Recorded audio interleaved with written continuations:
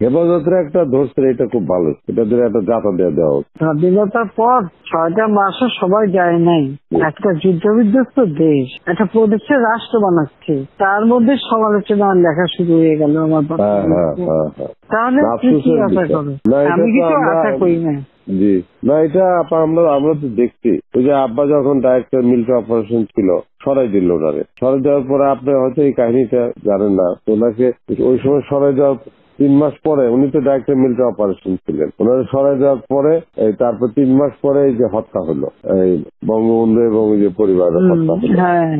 আপনি এই কাহিনীটা জানেন কিনা? পরে আমাদেরকে নিয়ে এই ক্যান্টনমেন্ট থেকে আমাদেরকে তাড়াই দিল। তাড়াই দেওয়ার পর আব্বারে ধরে নিয়ে 1 বছর জেলে রাখলো। এই জিয়া রহমান ফাঁসি দিবে, ট্রায়াল করবে, এই অবস্থায় রাখলো 1 বছর। আর ওনারে আর্মিতে একটা লোক খালি ডিসমিস করছিল, এই সেনাবাহিনীর লোকরে, সেটা আব্বারে করছিল। আর কোন লোকরে ডিসমিস করে নাই। আব্বা ওয়াজ ডিসমিস মানে ফকির আর কি, রাস্তায় নামাই দিল, মানে কোনো পেনশন পাবে না, কোনো কিছু পাবে না, এত ক্ষোভ ছিল। তারপরে তো এটা তো 75 সালের কথা বলছি। আর আমাদের বাড়িতে এসে যে আর্মি ঢুকে মানে যে ভাঙচুর করছে, ওরা আব্বা তো বাসায় নাই, ওরা আম্মা ছিল, আমরা ছোট, আমরা না আমরা সামনে যাইতে পারবো না, দরজা খুলতে পারবো না। পরে সেই আর্মির সব ওই যে যারা সিপাহী বিপ্লব করছে, ঘরের ভিতরে এসে আমরা ঘরের পিছনে পালিয়েছিলাম, আমি আর আমার বোন। আমার মা তখন পরে মা ওই সামনে দরজা খুলছে, কই কর্নেল মালিক কই? বলে কর্নেল মালিক তো নাই বাসায়। মিথ্যা কথা বলতেছেন? বলে আইসা দেখো তাহলে। তারপরে তারা চলে গেছে। পরে আমরা ক্যান্টনমেন্ট থেকে পালিয়ে পরে 1 বছর পালিয়ে থাকলাম, ওই বিভিন্ন জায়গায় আমরা পালিয়ে থাকলাম। ওইটা প্রথমবার তো জেলে ঢুকায় রাখলো, তারপর থাকলাম পালিয়ে। এইরকম অনেক বার গেছে। তারপর আমাদের বাড়িতে এসে গুলি গালাজ করছে। ওই যে যেখানে খালেদা জিয়া থাকতো, আপনার যে বাড়িটা, ওই যে বাড়িটা ছিল, সেই বাড়িটা তো যে এখন আপনি এদেরকে দিচ্ছেন, ওই যে আর্মির সব যারা হত্যায়, হ্যাঁ, ওই বাড়ির উল্টা আমরা থাকতাম। ওইখানে টিনের চালওয়ালা ঘর ছিল, ওয়াল করা ঘর ছিল তখন, ওই 73-74 সালে আর কি।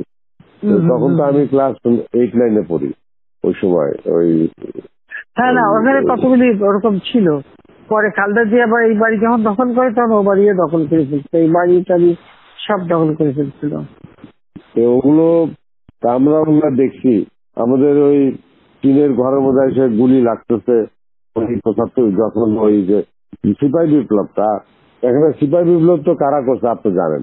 এই যে যারা এই যে জিয়া রহমান যার পরে ফাঁসি দিল, কি নাম ওর, কর্নেল তাহের। কিন্তু এই কিন্তু সিপাহী বিপ্লবরা করছে, জাসদের লোকেরা এইসব করছে। অনেক কিছুতে তারা তো আবার আমাদের সাথে আছে। এরা তো জাসদের লোকেরাও এইসব মধ্যে ছিল। আমরা তো দেখতে পাই না ওই সময় তাদের ভিতরে কাহিনীগুলো। ওসব তো জাসদের তোমার বিপ্লবী নেতা, তোমার ওই যে আমাদের কাপালি সিরাজ আলম খান থেকে শুরু করে সব মিলে তারাই তো সব বড়। ওই যে যারে ফাঁসি দিল, ওই কিন্তু জিয়া রহমান যে অ্যারেস্ট করছিল, ওই যে খালেদ মোশাররফ, তখন তো বাইর করছে তো তাহের, এবং আর্মির বিপ্লব ঘটাইছে, ইটি করছে, সিপাহী ভাই বা অফিসারদের অফিসে, এগুলো তো তাহেরই করছে। তাহের জিয়ারে বাইর করে তাদের রাষ্ট্রপতি হওয়ার সুযোগ করে দিচ্ছে, তাহের সে ফাঁসি দিচ্ছে।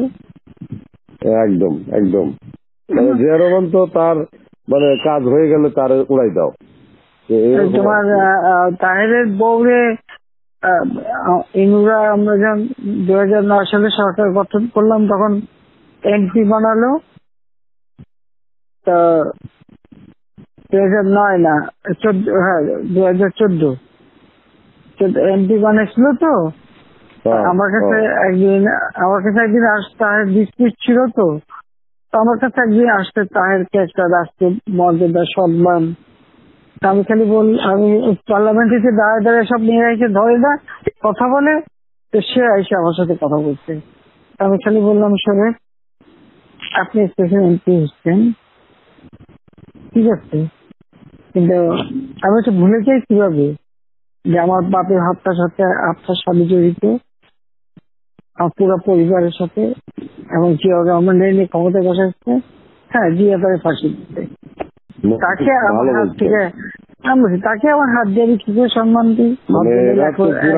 একেবারে চুপ হয়ে আসতে চলে গেল, আর কোনোদিন আমার সঙ্গে কথা বলতে আসেনি।